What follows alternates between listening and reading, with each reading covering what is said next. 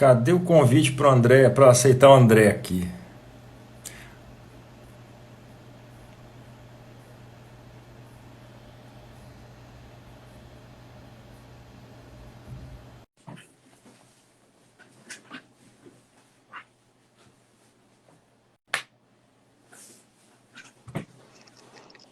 Boa noite, André.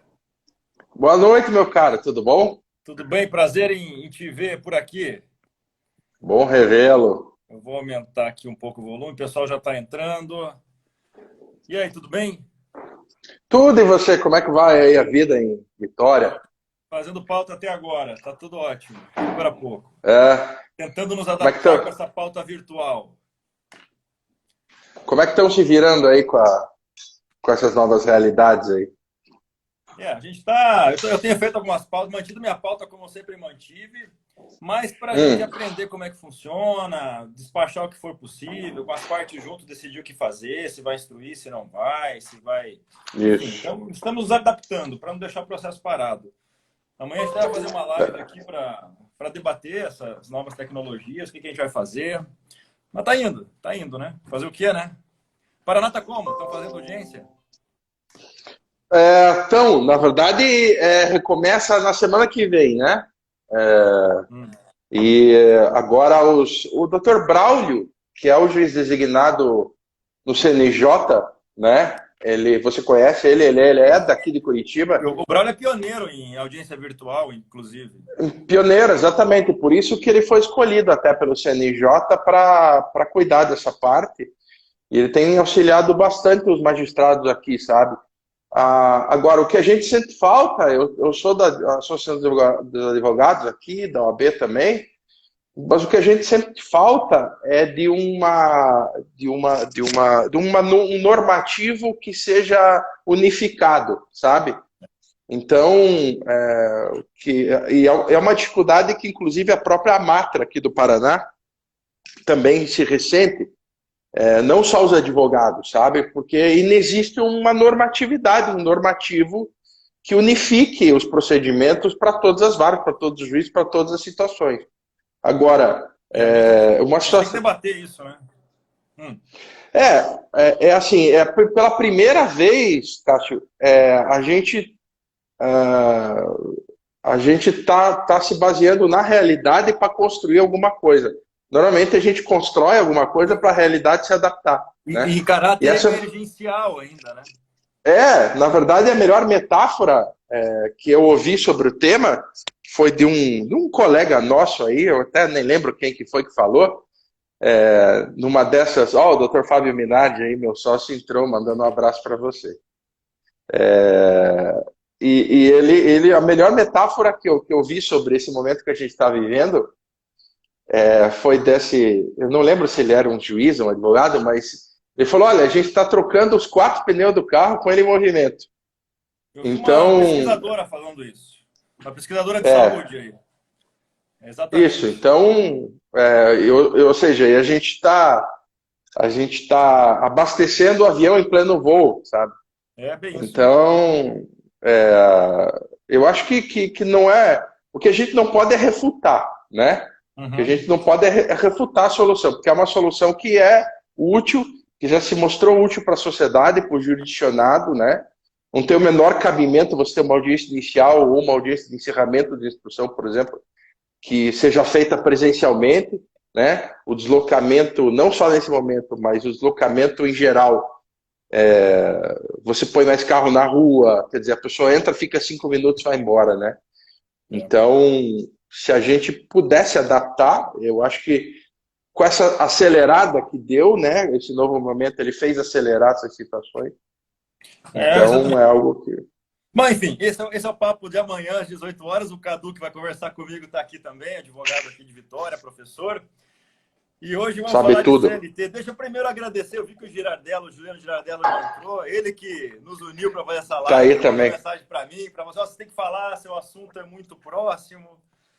Grande Minardi tá amigo, ele aí, tá tá lá em Portugal juiz lá da estudando. vigésima, já juiz da 23ª região lá, com o doutor Molina, tá lá em Portugal estudando com a professora Maria Paula Estudando Ramalho. e tá pedalando um pouco só. Tem que pedalar mais. É... Eu Minardi admiro está essa aqui força de vontade de você. Fábio Minardi é um amigo de longa data. E, ô André, eu acho que a gente sempre se encontrou ali na época que eu trabalhava em Curitiba, mas nunca, acho que nunca, a gente nunca fez audiência junto quando eu advogava, nem nada, né? Não, e aliás, esses dias um amigo meu brincava, perguntou se as minhas conversas com o juiz Moro de Curitiba eram públicas. Falei, as minhas conversas com o juiz Moro são públicas. Ah, bom, tá certo. Deixa eu te perguntar uma coisa. Também eu tenho uma vaga lembrança, talvez esteja enganado, mas você fez Cefet antes da faculdade. Ah, Fiz. então eu te Eu conheço gostei. de lá. Você Gostei, fez, gostei tanto. você Fiz fez o que lá? eletrônica. Eletrônica? Eletrônica. Ah, então eu também. Eu acho Ele... que você era meu Tá, veterano naquilo. possivelmente. Ah, então tá Eu... explicado. Então acho que. Aí não aumentou, não, é? Não, isso aí veio a calhar hoje quando a gente mistura tecnologia e direito, né? Exatamente, exatamente. Eu me embananava com os cálculos de lá, e agora eu resolvi, antes de ir para o doutorado, fazer faculdade de economia e caí nos cálculos de engenharia na faculdade, não teve jeito. Então, tá bom. É. Mas vamos lá, vamos falar um pouco do nosso trabalho hoje, vamos falar um pouco do futuro. Eu acho que o futuro do direito do trabalho, das novas relações que estão surgindo. Antes de mais nada, deixa eu até fazer uma propaganda para o pessoal. Eu recebi seu livro semana passada, comecei a ler até para a gente fazer essa conversa.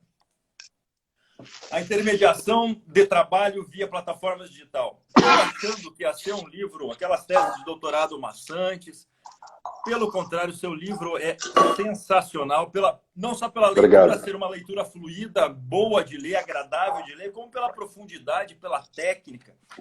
Desde o começo, quando você pega o seu sumário, você faz 4 capítulos aqui com uma ordem excelente de leitura. Enfim, tá de parabéns. Esse livro aqui tem que ser lido por Obrigado. todos os juristas. Acho que ele não fala só, vamos falar de uberização. Não, ele fala de toda uma nova realidade socioeconômica, de uma nova forma de estrutura empresarial. Enfim, muito, muito, muito profundo. Eu li alguns tópicos que me interessaram para a gente fazer a conversa aqui, mas eu vou terminar de lê-lo e é muito bom mesmo. Tá? Uma obra de primeira grandeza.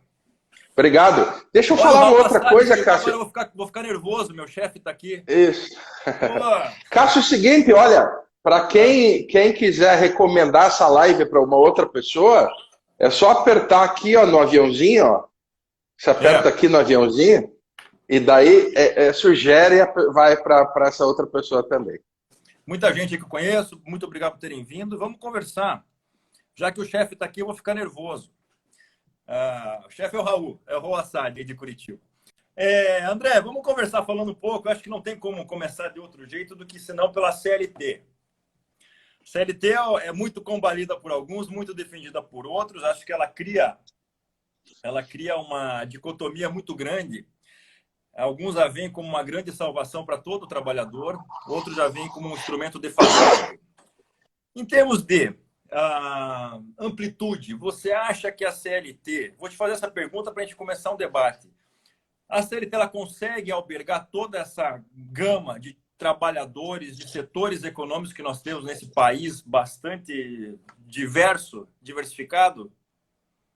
Não, e eu vou te explicar por quê. Na verdade, isso não é novo, tá? Não. Isso agora adquiriu uma certa importância por conta desse trabalhador, que é o trabalhador do crowd worker, né? O trabalhador Exato. da multidão produtora, como diz o Pepe Chaves lá, né? De Minas Gerais. Ou seja, que é uma categoria de trabalhadores que surgiu de uma hora para outra, né? Hoje a gente está falando agora de 2014, 2015, nós estamos em 2020 agora, acabamos de sair de 2009, então de repente uma nova categoria de trabalhadores surgiu e as pessoas estão meio bastante atordoadas tentando lidar com essa novidade, né? E o que a gente viu, que já deveria ter visto há bastante tempo, a partir dessa nova categoria de trabalhadores, é que o direito do trabalho no Brasil, da forma como ele é estruturado, né, ele é absolutamente arcaico. E a própria CLT, quer dizer, a CLT que é um instrumento normativo fantástico, né, que que foi solução durante muitas décadas, né? Só que agora, evidentemente, com essas novas situações, o que se vê é que esses não são espelhados na legislação que existe hoje. Essas novas formas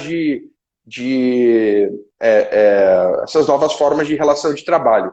E o grande problema disso é o seguinte: algo que já era, que estava meio escondido numa zona de penumbra, numa zona cinzenta, agora adquiriu protagonismo e veio para frente do palco. Ou seja, a CLT, essa dicotomia que nós temos no direito do trabalho brasileiro, essa dicotomia perversa, né? Esse sistema binário perverso que nós temos no direito do trabalho brasileiro, que faz com que somente 30 e tantos por cento, quase 40% da força de trabalho ativa hoje no Brasil esteja debaixo, não, pelo contrário, esteja debaixo do guarda-chuva da CLT, ou seja, o direito do trabalho hoje, da forma como ele é desenhado, nessa estrutura binária, no qual o trabalhador subordinado ganha tudo e todo o resto não ganha nada, ela protege só até mais ou menos 40% da força de trabalho ativa, né? Ou seja, nós temos praticamente 60% dos trabalhadores do Brasil hoje que estão desprotegidos, né, diante desse sistema que já se revelou, infelizmente, insuficiente, né? Dr. Cláudio Janotti, aí professor da Universidade Federal do Espírito Santo, também está online com a gente. Esse sistema, infelizmente, que já se revelou absolutamente insuficiente, ele não espelha essa nova realidade. Eu posso demonstrar isso depois, mas ele não espelha essa nova realidade. Essas novas realidades não encontram soluções dentro da CLT e fazem com que praticamente 60% dos trabalhadores hoje em idade economicamente ativa não estejam, né, sob o guarda-chuva da CLT. Por quê? Porque tornou hoje, além de você ter essa estrutura dicotômica, na qual só essa classe, né, essa casta de privilegiados, que o trabalhador subordinado, né, que se considera trabalhador subordinado, o trabalhador que tem o vínculo de emprego, que é uma casta de privilegiados hoje que tem no Brasil. Somente esses trabalhadores, a eles é destinado toda a estrutura protetiva, né, de previdência e de trabalhista hoje que existe no Brasil. E, infelizmente, a gente vai ter que correr novamente atrás para tentar equilibrar essas situações, né? A própria OIT, depois a gente pode conversar com isso, mas a própria OIT, através do enunciado 204, através do novo trabalho que eles fizeram, né, que eles lançaram, aquele trabalhar para um futuro melhor, né, aquela cartilha da Comissão Mundial sobre o Futuro do Trabalho, eles trazem essa determinação para que todos os países, né, criem ações inovadoras, principalmente eles falam, o fenômeno emergente do trabalho mediado digitalmente no contexto da economia de plataforma. Então, isso não sou eu que estou falando, né? Essa solução ela tem que ser criada, a gente tem que correr atrás. Não sou eu que estou falando, isso a própria OIT, nos seus instrumentos internos, ela traz, né? Então, e como é que a gente vai fazer isso, né? São as soluções que a gente procura estudar. E agora, além da amplitude da CLT, ou seja, ela, por exemplo, não alberga, já estou dando um spoiler do seu livro, ela não alberga esses trabalhadores por plataforma, eles não têm um vínculo de emprego típico, mas ainda a CLT, ainda que, digamos, falando apenas do trabalho tradicional, subordinado, você acredita que a CLT, ela tem sua total eficácia para o trabalho subordinado, ou a rigidez dela pode ser um fator emperrante e que auxilia a criação dessas duas classes, a de albergados pela CLT e de informais? Veja, eu sou um associativista, né? Eu acho que... Olá, Diogo. Eu sou um associativista, o professor Túlio também, lá de São Paulo, professor da Universidade Federal de São Paulo, brilhante, uma das cabeças mais brilhantes do direito do trabalho hoje. Podcast. no Brasil. E o que acontece?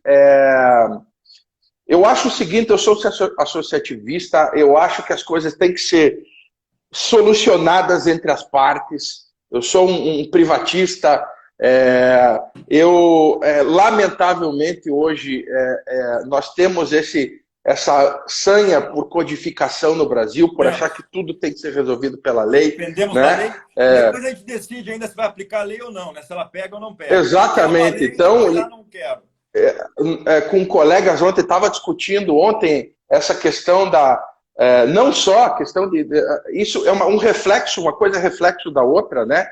O fato da gente ter que depender da lei. Você veja, nós temos hoje uma consolidação da lei do trabalho aí que se aproxima de 1000 artigos, né? Sobre esse ponto, até vamos falar um pouquinho das MPs da crise, né? Os sindicatos ficaram lá, cadê a MP? Ao invés deles assumirem o protagonismo nos acordos com os empregos durante a crise, ficavam falando mal do governo, mas ao mesmo tempo aguardando que o governo editasse uma MP para regular essas situações. Né? Ao invés deles mesmo procurarem uma negociação desde o começo da crise, não. Aí vieram as MPs, o que eles fazem? Reclamam da MP. Então, isso gera, o grande problema é que isso acaba gerando você veja, até a própria doutrina tradicional trabalhista que eu falo, ela é toda baseada num conceito antigo de conflito capital-trabalho. O que traz o conflito capital-trabalho? Estimula o conflito, né? Enquanto nós deveríamos estar estimulando a colaboração entre o capital e o trabalho, né? Ou seja, as coisas têm que ser resolvidas de uma forma que a gente possa sentar e se conversar entre a gente. Né? Então, isso gera... Almada, presente, grande juiz aqui do Espírito Santo, professor da FDV, que honra, que honra. Vamos lá, pode continuar. E aí, justamente isso, ou seja, a própria forma como se ensina o direito do trabalho a partir de um conceito de conflito capital-trabalho, ou seja, essa conflituosidade é estimulada desde o primeiro momento que a gente estuda a doutrina tradicional. Né? Então, falando objetivamente, fala da Cartas del Lavoro, por exemplo, a Cartas del Lavoro que fala que dizem que foi, né, a inspiração para a CLT, as Cartas del Lavoro tinha 30 artigos, 30. A nossa CLT se aproxima, e só falava de direito coletivo, a nossa CLT se aproxima de 1000 artigos, ou seja, isso é uma característica que a gente herdou da nossa colonização portuguesa, né? E, enfim, a gente quer que a lei resolva tudo, enquanto nós, seres sociáveis, e tendo um associativismo, a gente deveria resolver entre nós, entre a gente. A gente devia ter maturidade, queira Deus um dia a gente tenha maturidade suficiente para chegar nesse ponto no qual a gente possa resolver as coisas, quem sabe através de representações coletivas maduras, representações coletivas modernas, né? Que é inclusive algo que eu trato aí nas questões da plataforma. Eu até penso, ainda antes de entrar na plataforma, até penso que a CLT, pela sua rigidez, faz uma análise de mercado com a aplicação dela, ela é capaz de criar uma concorrência desleal entre o pequeno empresário e o grande empresário. Você tem uma demanda... Mas não tem a dúvida. Você tem uma demanda claro. para suprir. O PIB precisa de uma demanda de tantos produtos. O pequeno empresário vai fazer as contas se ele pode ou não contratar pela CLT. E ele vai ver que é tão rígida que, para manter o preço padrão, ele vai ter que... Ou ele vai descobrir que não vale a pena, vai fechar as portas, ou ele vai para a informalidade. E a informalidade, sim, é um grande problema social. E quando ele faz isso, ou fecha as portas para a informalidade, o preço da mão de obra cai. E aí as grandes empresas que poderiam contratar pela CLT rígida e tal, elas conseguem contratar ainda com uma mão de obra mais baixa. Ou seja, isso Cássio, cria uma concorrência maravilhosa, né? Ela beneficia a grande empresa. Claro. Veja, a quem se destina o direito do trabalho? A quem se destina o direito do trabalho? Toda palestra que eu vou dar, eu trago esses números. O direito do trabalho, quem que é o cliente da justiça do trabalho, a quem se destina o direito do trabalho? Veja, 99%, fugindo um pouco do nosso tema, mas 99% das empresas do Brasil são pequenas e microempresas, 99%. Números do Sebrae. Dessas 99% das empresas brasileiras representam 60% do total de empregos no Brasil. Ou seja, mais da metade do total de empregos no Brasil está em pequenas e microempresas. Mas, o que é mais importante, dessas empresas, dessas 99% de empresas, 42%, números do Sebrae, são empresários, empreendedores por necessidade. Exato, não empresários, empresários. Não tiveram, ou seja, é gente que pegou dinheiro emprestado, é gente que ganhou uma herança, é gente que recebeu uma rescisão, um plano de demissão voluntária e que sem oportunidade de cair de novo no mercado, o que eles fazem? São obrigados a empreender, E mais, tem um outro número que eu não me lembro agora, se não me engano é 71% ou 73% dos empreendedores declaram receber menos de 3 salários mínimos. 3 salários mínimos dos empreendedores, do chefe, do patrão, daquela pessoa que está do lado do capital. Então é justo a gente falar em conflito capital-trabalho, essa gente é tão trabalhadora quanto o próprio empregado. Exato. E às vezes sequer ganha o que o próprio empregado está ganhando. Né? Então, quando a gente pensa no direito do trabalho, a reforma trabalhista é porque foi uma coisa da CNI que veio, que encomendou e tal. Quem que é o destinatário disso? Se a gente for ver, estudar, a gente vai ver que o favorecido, as empresas que se favorecem, são esse o perfil dessas empresas. Entendeu? Então, a própria doutrina tradicional, nisso parece que tem um ranço do patrão que efetivamente dá emprego, mas são pessoas desse perfil que também estão lá trabalhando, tentando tirar o seu. Né? Se eu fosse me incorporar aqui como Vladimir Ulyanov, o Lenin, eu ia falar que se eu tiver que ter um conflito, seria o conflito do trabalhador, incluindo o pequeno empresário, contra o capital financeiro, que é quem está emprestando dinheiro para tudo, né? Ou seja, não é o trabalhador e empregador, né? Não, nós devíamos ter uma CLT só para o pequeno empresário, sabe? Só para a pequena empresa. Se tivéssemos uma regulamentação diferenciada para o pequeno empresário, das grandes empresas, você acha que seria um caminho? Eu não tenho dúvida disso. Se uma pequena empresa tem uma ação trabalhista, por exemplo, de R$35 mil, né? Que é uma dessas ações aí que a gente vê todo dia no trabalho lá na sua vara. Tá? E aí o que acontece? Existe lá uma determinada... A empresa houve uma condenação, às vezes a empresa não tem acesso a um bom advogado, enfim, houve lá uma condenação, é condenada a R$15 mil. A maioria dessas empresas sequer tem os R$10 mil para fazer o depósito recursal, para conseguir, às vezes, uma decisão justa. Então, ou seja, o grande capital, enfim, isso aí pode, inclusive, trabalhar com esse dinheiro, se quiser, né? Não digo que o façam, mas se quiser. A pequena empresa, às vezes, numa ação dessa, ela encerra suas atividades e manda muita gente para a rua. E da mesma forma, também quando a gente fala em negociação sindical, e deu aquela polêmica do 936, às vezes há uma negociação muito mais democrática entre o empregador com seus trabalhadores ali, tete a tete, do que esperar uma assembleia do sindicato com meia dúzia de pessoas que nem são funcionários daquela empresa para aprovar um acordo coletivo. Ou seja, o pequeno empresário tem que ter uma... Não. As pequenas empresas são absolutamente invisíveis para os sindicatos. Absolutamente invisíveis para o sindicato. Veja, dentro desses números que eu trouxe para você, qual foi o grande desespero quando foi dada aquela liminar do ministro Lewandowski? A maioria dos empregados ia sim para a rua, porque as empresas não têm condição de ter todo esse arcabouço estrutural.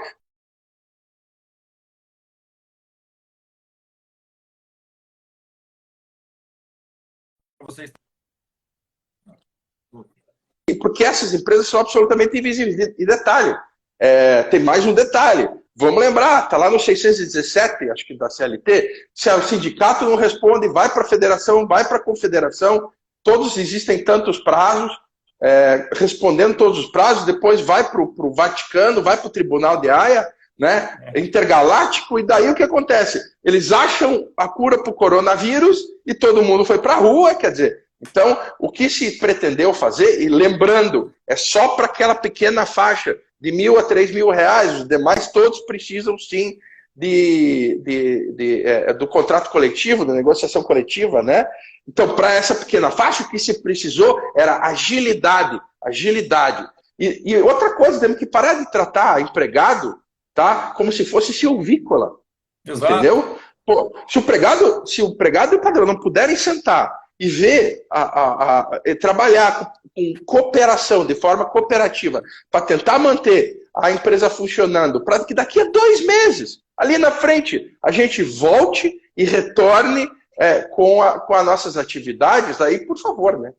Exato. Bom, vamos voltar para o seu livro, vamos começar a falar um pouco dessa intermediação que você fala. Um ponto que eu achei muito interessante, um capítulo, uma parte de um capítulo falou muito interessante sobre o neo-taylorismo. E aqui você traz um argumento muito, muito interessante que eu já tinha pensado nele quando eu estudei o Capital, lá do Marx. Tanto Adam Smith, quanto o Ricardo, quanto o próprio Marx, eles trazem como a unidade de força de trabalho o tempo. Então, tudo é pago por tempo. E quando você está falando aqui dessas novas formas de plataforma, você está falando de um trabalho pago pela tarefa, pelo desempenho. Isso me parece que é um grande divisor de águas, inclusive que afasta aquela tese de mais-valia, que você se apropria de horas trabalhadas do trabalhador. Você acha que nessas novas relações, a unidade por tempo é uma coisa defasada mesmo, e o trabalho por tarefa seria uma grande forma de cômputo desse trabalho? Olha, toda vez quando a gente inicia a falar dessas novas relações de trabalho, a gente tem que dar um passo atrás e partir de uma certa premissa, tá? Nós temos hoje mais de 100 modelos de negócios, mais de 100 modelos de negócio. Só os que eu pesquisei, tá? Então existe, eu trago lá esse conceito de multiterceirização, que é o crowdsourcing, né? Ou seja, existe o online, existe o offline, e dentro disso existem centenas de plataformas, cada uma com o seu modelo de negócio. Tá? Então, quer dizer, existem pontos que se tangenciam entre elas, né? Esses pontos se tangenciam entre elas, né? Que, lógico, me permitiu, inclusive, criar um conceito de trabalhador de plataforma e o conceito de crowdsourcing, de multiterceirização. Tá? Esse é um aspecto que eu queria trazer antes, para que a gente não caia naquele erro de chamar essa situação de uberização, né? Nada mais errado do que a gente chamar uma questão tão diferente, né? Dr. Solano, lá do TRT da 7ª região, lá em Ceará também, grande juiz, de querer chamar uma situação tão heterogênea como a questão da intermediação do trabalho de plataforma, querer resumir ela a um modelo de negócio, né? Nós brasileiros temos essa necessidade, tá? De querer colocar carimbos nas coisas. Exato. E quando a gente coloca um carimbo ou seja, quando a gente coloca um carimbo que representa um modelo de negócio dentre tantas centenas existentes, a gente traz um grande problema, que a gente limita o nosso estudo, tá? E a gente quer arranjar soluções que sejam soluções postas, escritas, dentro daquilo que a gente comentou antes, por uma situação que é absolutamente heterogênea, né? Então, assim, chamar de uberização, a gente tem que parar, a não ser que uberização o que é? Modelo de negócio do Uber. Isso sim é uberização, pode chamar, não tem problema. Agora, querer chamar a intermediação um fenômeno tão diverso como uma situação que você botar um carimbo dessa, traz um grande problema, inclusive na hora de que você for montar querer pensar, por exemplo, uma regulamentação. Né? O Airbnb e o Amazon são plataformas totalmente distintas do o Airbnb, eu faço um organograma, a gente tem a Platform Economy, né? Que é a economia baseada. Por que eu estou usando tantos termos em inglês? Porque é lá que a gente vai buscar, né? As nossas fontes. Tá? Então, existe a Platform Economy, que é a economia baseada em intermediação de bens e serviços via plataforma digital. Ela se divide em duas, que é a intermediação de bens e a intermediação de serviços, né, que é o crowdsourcing. Esse se subdivide em mais duas, que é o offline e que é o online. Né? Então, essa é uma primeira situação. Tá? Agora, qual que foi a tua pergunta mesmo? Eu fiquei divagando aqui, acabei esquecendo. Eu também. Sobre a unidade de valor do então, trabalho. A unidade, exatamente. Então, a grande maioria delas é sim, você acaba contratando uma tarefa, que a gente chama de task. Em inglês é o task, né? Inclusive, a multiterceirização online, que são essas plataformas na qual a terceirização de serviço acontece mediante sistema de uploads e downloads, seu encontro, né, do trabalhador com o requerente. Por exemplo, eles chamam de microtasks, são microtarefas. Sim, você contrata tarefas, você deixa de contratar o tempo da pessoa. E mais, por exemplo, essa questão da mais-valia, ela tem que ser completamente reavaliada. Né? Claro. E não reavaliada, né, com o Piketty, né, o capital do Piketty. Mas ela deve ser reavaliada. Por quê? Por exemplo, você pega um modelo de transporte, por exemplo, quando cai o dinheiro já é separado, 20 e 80. Tá? 80 para o trabalhador, 20 para o empregado. Ou seja, pela primeira vez, talvez a mais-valia, na forma como a gente conhece dos estudos do Marx, ela é visível. A gente consegue olhar para ela. É esses 20 que caem na conta da empresa. E aí é isso que a gente tem que... essa é uma modificação importante dessas novas formas. Você desconstrói toda aquela tese econômica do Marx, que é CMC linha, né? Você entra o capital, esse capital se transforma numa mercadoria, essa mercadoria volta para um capital aumentado. Essa relação econômica Exato. Não existe nesse crowdsourcing. Não, ou seja, ela não existe. A econômica de Marx vai para o espaço. Eu não digo que ela vá para o espaço, ela ainda tem muita validade, evidentemente, mas ela deve ser.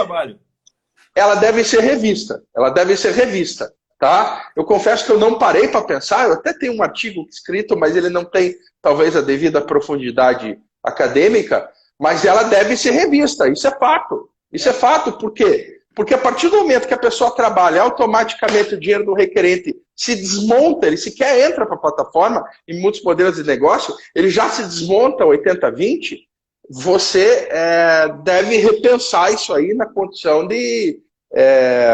Inclusive, o próprio TST já vem admitindo que, nesses casos, o modelo de vínculo de emprego, por exemplo, impediria a lucratividade da empresa.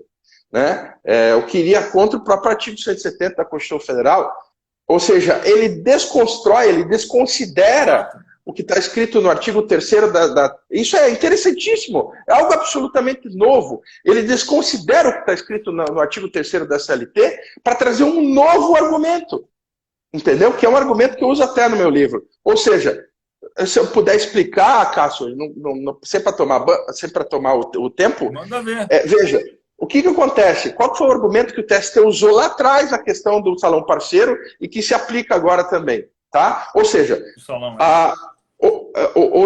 a pessoa vai trabalhar, existe a plataforma, como se fosse um agenciador, né?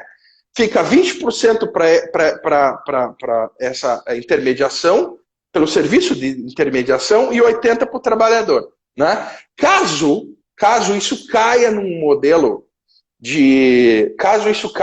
Doutora Maria Madalena, vamos vê-la aqui.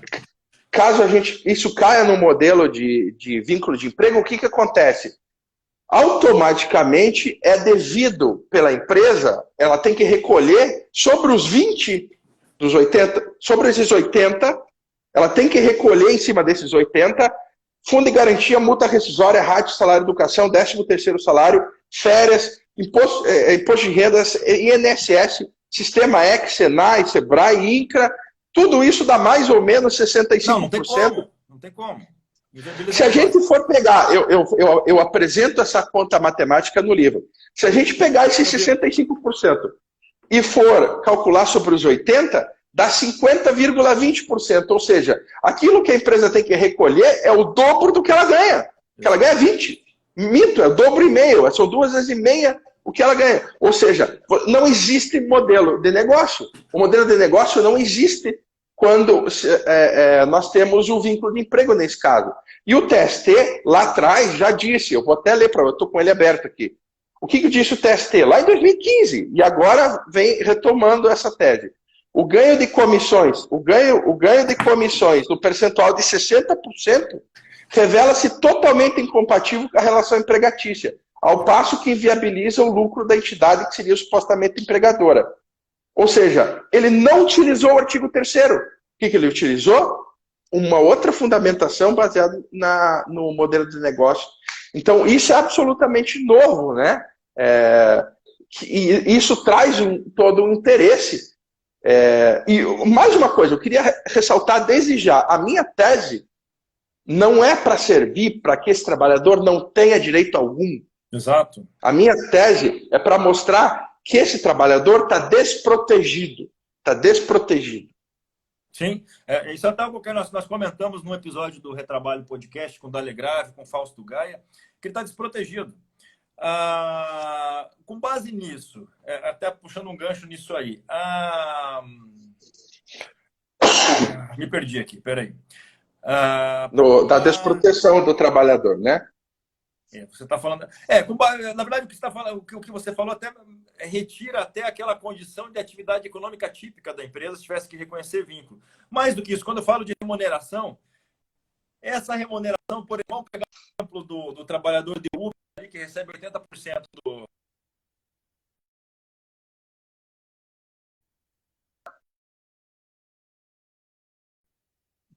Para mim aqui deu um probleminha, eu acho que a tua internet.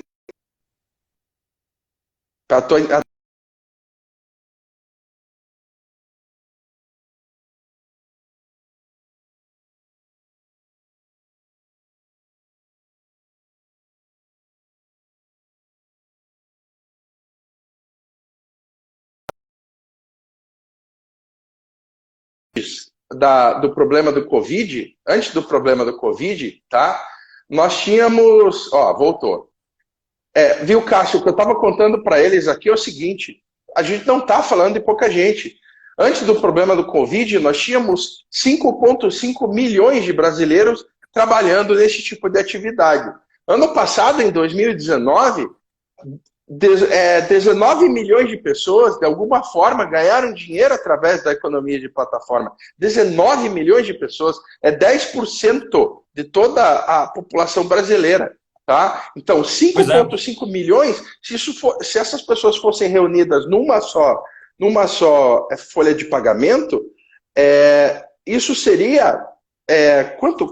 30 e tantas vezes, ou 40 vezes, maior do que o maior empregador do Brasil, que é os Correios. Né? Então, a gente está falando para muita gente. Mais uma coisa. Só para mim. Eu não sei se a internet dele ou a minha.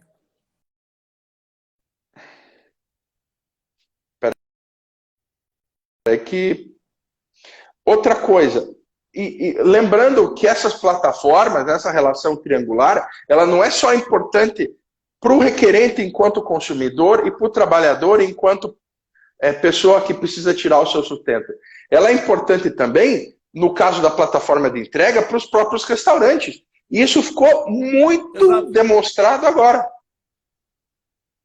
E quantos pequenos restaurantes, pequenos negocinhos foram criados com essa plataforma, né? Exatamente. Veja, hoje, para você poder empreender, né, nessa questão, você não precisa mais você não precisa mais montar um restaurante, botar a mesa, contratar garçom. Você e a tua mulher, se forem bons lá na comida, o que você faz? Você abre na sua casa, na sua cozinha, faz um contrato com uma dessas plataformas de entrega e passa a empreender. Quer dizer, isso criou, isso salvou muita gente, inclusive nessa questão, nesse período de Covid. Exato. Tá? Por quê? Porque muita gente que não tinha entrega, que não fazia esse tipo de trabalho, né? Passou a ser obrigado a fazer para poder manter o seu negócio. e mantendo o seu negócio, ou seja, se utilizaram dessas plataformas de entrega.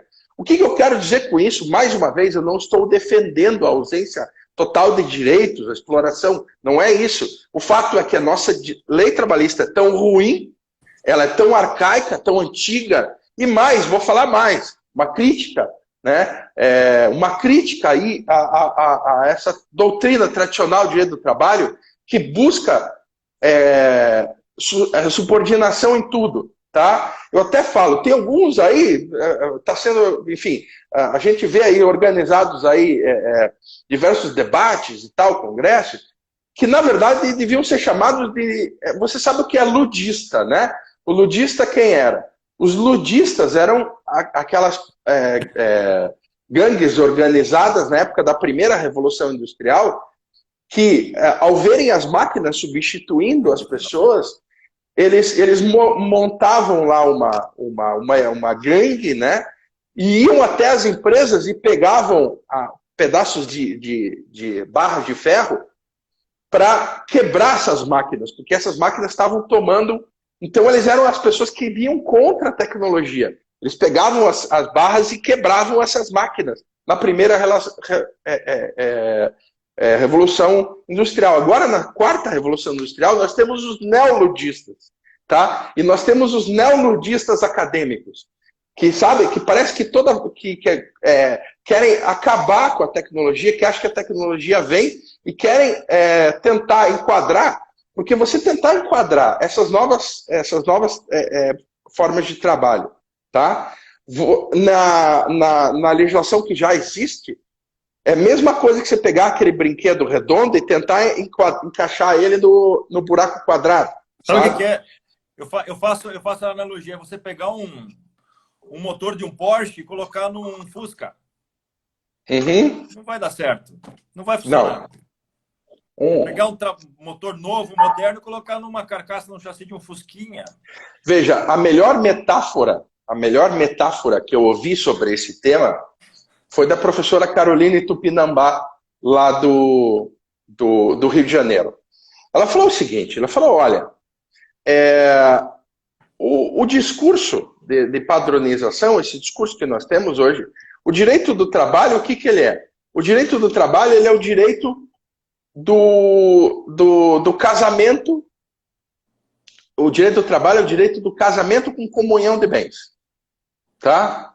Ou seja, ele quer que todo mundo case com comunhão de bens. Agora, tem gente que não quer casar. Tem gente que quer só se juntar. Tem gente que quer ficar. Tem gente que quer ter um rolo. Tem gente que quer casar sem comunhão de bens. Tem gente que quer ir morar junto sem casar.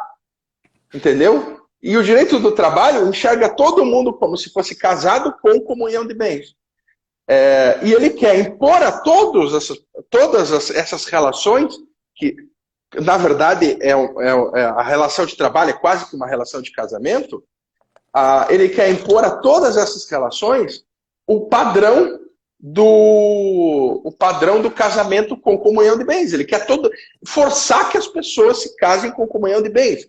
E hoje não, e hoje as pessoas estão procurando diversas novas tipos de relacionamento. Vai morar junto, vai morar cada um na sua casa, vai morar em países diferentes, vai casar com comunhão parcial. Então, é isso que nós estamos tentando, e o direito do trabalho, e tentar forçar a subordinação. Quer dizer, então a gente vê hoje, quando a gente estuda essa questão da subordinação, no livro tem ali, tem gente que dá duplo twist carpado, tá, acadêmico, duplo twist carpado hermenêutico, para ampliar o conceito de subordinação a tal ponto que a pessoa que vende Coca-Cola na praia no Rio de Janeiro vai pedir vínculo com a Coca-Cola lá em Atlanta, porque ela está inserido dentro da atividade da empresa. Entendeu? Então, ou seja, então, hoje existe uma forçação de barra para você ampliar o conceito de subordinação a tal ponto, né? Porque as pessoas não conseguem compreender que isso não é mais subordinação. Eu chamo isso de trabalho coordenado digital. E aí entra a próxima pergunta, então. Primeiro, só agradecer que a presença do Lino Peterlink e do Hélio Mário Arruda, dois desembargadores aposentados aqui do TRT, professores, pessoas que eu gosto muito. Falando de subordinação, então não é a chave para essas novas relações, não é? Não, subordinação não é, até porque ela não existe nessas novas relações. A não ser que a gente fique inventando subordinação algorítmica. Aliás, é muito engraçado a gente ouvir as pessoas falando de subordinação algorítmica. Nunca viram um algoritmo na vida. Não sabe como funciona o algoritmo. Outra coisa. Você teve aula comigo, como eu tive também com o Herodes, lá no Cefet. Claro. Aliás, o Herodes é um grande amigo. Uma receita de bolo, nada mais do que isso. Algoritmo, a pessoa nem sabe como funciona o algoritmo. Hoje, eu vou falar mais. Uma pessoa que você só consegue apresentar, como diz o Domênico De Masi, contramodelos válidos numa negociação coletiva, por exemplo, se você tiver do teu lado um profissional de TI. Porque sem o profissional de TI, você não consegue apresentar contramodelos válidos nessa relação. Como é que a pessoa vai falar em subordinação algorítmica sem nunca ter visto um na vida? Não sabe como funciona. Os congressos de direito hoje, a gente vê o que a gente vê? Um monte de advogado e professor de direito. Por que não traz um cara do Cefet para explicar, ou um cara da Universidade de Cornell? Nós temos o professor Freitas, lá da USP. O que o professor Freitas foi? Foi estudar em Cornell, lá nos Estados Unidos, que é uma universidade de referência também no uso da tecnologia apropriada pelo direito. Né? Por quê? Porque a gente tem que entender de situações que a gente jamais pensou que ia ter que trabalhar. Né? Então a subordinação, como eu falei, ela não só não é a resposta, como ela não existe nesse caso. Eu até sobre esse ponto da interdisciplinaridade, eu já nem vou tão longe. Eu acho que o próprio jus laboralista ele se limita tanto ao direito do trabalho que ele não estuda economia, administração, teoria da administração, coisas nem processo civil. Nem processo civil. Entendeu? Eu fiz o mestrado em processo civil, agora estou estudando economia. É saber tudo isso. Não. Então, o que acontece? Eu digo isso porque é uma verdade, é uma crítica que eu faço mesmo. Né? O meu pai e minha mãe são aposentados pelo Tribunal do Trabalho, são servidores. O pai é fundador aqui do Tribunal de 1976. Né? Veio trabalhar aqui já. Então, eu vivi minha vida inteira dentro do mundo da justiça do trabalho aqui em Curitiba. E o que eu vejo? Com a reforma trabalhista, o advogado trabalhista teve que fazer talvez o que nunca fez na vida, que foi estudar, que foi se aprimorar, que foi verificar que existe vida fora da CLT, do mundo do direito do trabalho, entendeu? E palavras que já deveriam fazer parte do mundo do advogado trabalhista, por exemplo, jurimetria. Como é que você vai entrar com uma ação hoje? Dar uma solução apropriada, uma segurança para o teu cliente, no momento em que a gente tem que pagar honorários de sucumbência, se você não fizer uma jurimetria daquilo que você pretende entrar. Entendeu? E hoje existem plataformas digitais fantásticas que te apresentam uma jurimetria pronta, percentual de chance de ganho e perda de uma ação. Entende? Então, são essas questões novas que a pessoa acaba agora se forçando a aprender, né? A análise de risco é fundamental, pois é. E vamos voltar lá para o trabalho de plataforma. A parasubordinação existe, não existe? É só um meio de encontrar um meio termo para aquelas pessoas que são muito apegadas à subordinação? O que você me fala disso? Olha, quais seriam os requisitos para reconhecer esse trabalho de plataforma não como um vínculo de emprego, mas também não como um autônomo puro e simples? Não, exatamente. O que acontece? A parasubordinação, ela é um instituto que vem do direito italiano, tá? As condições de trabalho no direito italiano, elas estão previstas no Código Civil e no Código de Processo Civil. Lá não existe, né, uma legislação trabalhista, um código codificado, né? E lá, vejam, em nenhum momento, tanto no CPC quanto no Código Civil, existe a palavra parasubordinação, em nenhum momento. Tá? A parasubordinação, o que existe é um negócio chamado coordenação continuada, o COCOCO. Tá? O que é? O trabalho coordenado. A doutrina depois veio chamar isso de parasubordinação. Tá? O Giovanni Barassi, eu acho o nome dele, e o pai dele. E aí eles vieram com esse nome chamado parasubordinação, mas o que existe é a coordenação. Tá? O próprio o Maurício Mascaro Nascimento, o maior jornalista da história do Brasil, na minha opinião, né? O Túlio está aí assistindo, foi braço direito do Amaury, né? Ele falava, existe qual que é a diferença da coordenação para a subordinação? Ele explicava de uma forma muito tranquila, tá? A coordenação é ordenar junto e a subordinação é ordenar unilateralmente. O que é o trabalho coordenado digital? Tá? É uma coisa que se aproxima muito, por exemplo, ao que a gente, aliás, que a gente já deveria estudar no dia de trabalho, que é a própria questão de parceria rural. Né? Ou seja, existe uma conformação de desempenho, uma relação de simbiose, na qual o trabalhador se submete a uma série de exigências, desfrutando de independência. Né? Ou seja, você estabelece as premissas na quais o trabalhador tem que trabalhar e o trabalhador chega, vem e trabalha de acordo com aquelas premissas. Sabe? Por quê? Daí vem aqueles argumentos que a gente conhece. Tá? Por exemplo, não, mas espera aí, ele não goza de autonomia porque ele não pode negociar o preço. Né? Esse é um argumento muito famoso nas decisões. Veja, isso já é absolutamente superado. Os médicos não podem negociar preço do seu trabalho com as cooperativas, tá? Com a Unimed. Tá? Outra coisa, você não.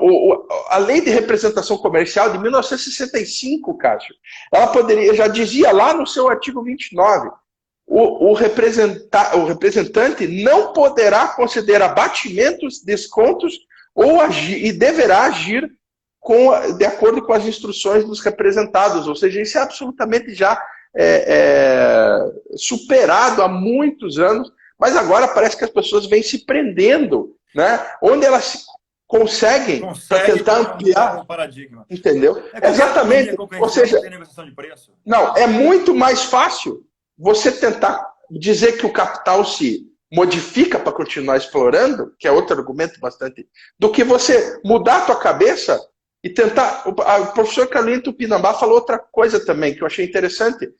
Você encontrar essa alternativa, você está apresentando uma solução muito mais social do que tentar enquadrar no modelo. Entendeu? Sabe?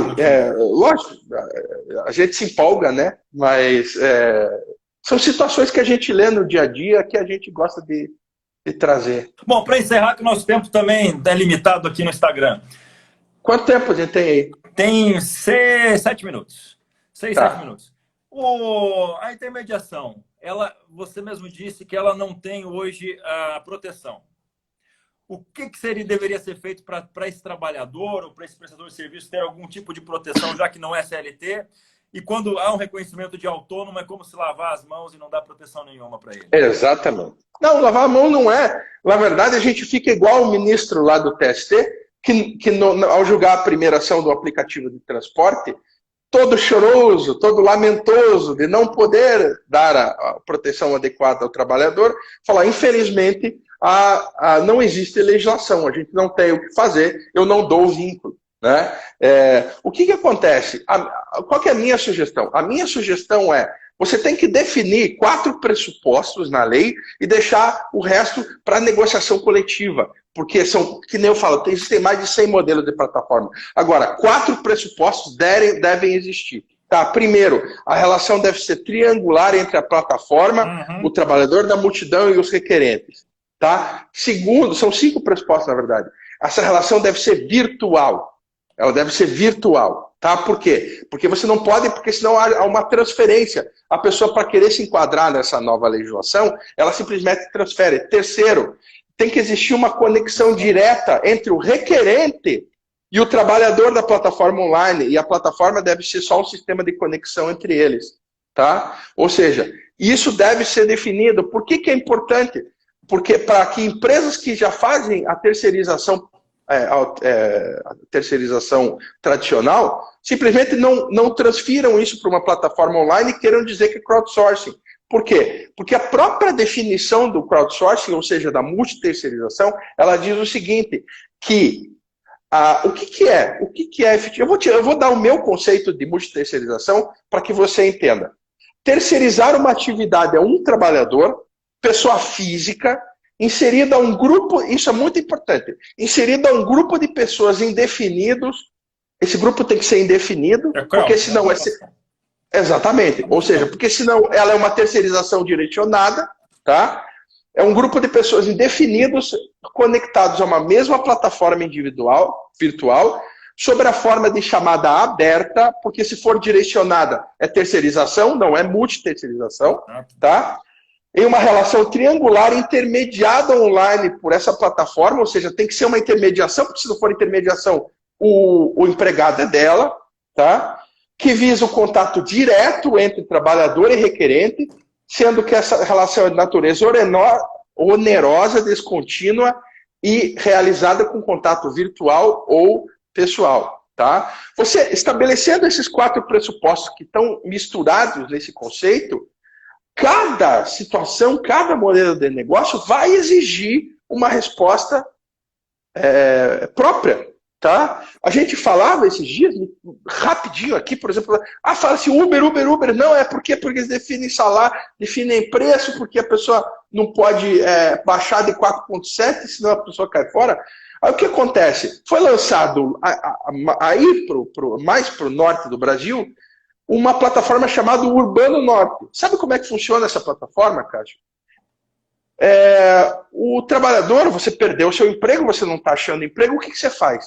Você assina o serviço da plataforma. Assina o serviço da plataforma. Você vai lá, tira foto do seu documento e tal, e você assina, paga R$200 por mês para poder utilizar o serviço de intermediação da plataforma. Ou seja... Uma agência de emprego paga. Mais ou menos, porque você está assinando um serviço de intermediação. Não faz sentido. Tá? Ou seja, ele tem as mesmas características do Uber, as mesmíssimas, que a doutrina tradicional diz que serve para reconhecer subordinação. Só que uma simples mudança na metodologia de cobrança, de assinatura, ou seja, quem sai da inércia é o próprio trabalhador, que vai e assina, tá? Essa situação, faz com que toda aquela doutrina tradicional fique toda bagunçada. Eu imagino. Ou seja, ela não serve mais, porque ele que saiu da inércia. Né? Ou seja, define o preço, não pode baixar de 4,7, não pode ficar de bermuda, ou seja, existe o controle e tal, não pode sair. Ué, mas sou eu que fui lá e assinei esse serviço. Eu desejo isso para mim. E aí, como é que faz? Entendeu? Sim, respondendo aqui, deve haver sim uma repactuação legislativa, é isso que a gente está defendendo aqui, tá? E mais uma coisa. Tá acabando. Falando de... Quanto tempo? Rapidão. Menos de 2 minutos, vai lá. Gente, obrigado, tá? Ou você quer voltar de novo, Cássio? A gente pode voltar. Podemos voltar. Então, ó, gente, vai cair, vocês... A hora que cair, vocês entrem de novo lá, que eu quero terminar aqui e passar mais uma situação para vocês, tá? Tá, vou fazer isso agora, daqui 10 segundinhos a gente está de volta. Só um minutinho, ó. Voltem.